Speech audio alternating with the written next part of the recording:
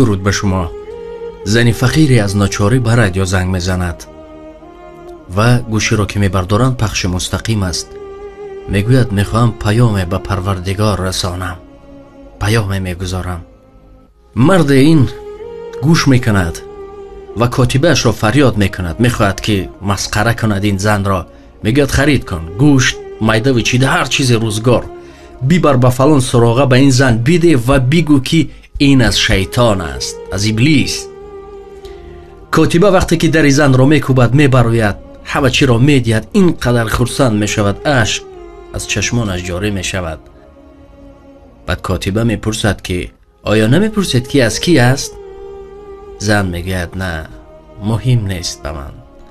وقتی پروردگار فرمان داد حتی شیطان خدمت میکند. لا اله الا الله.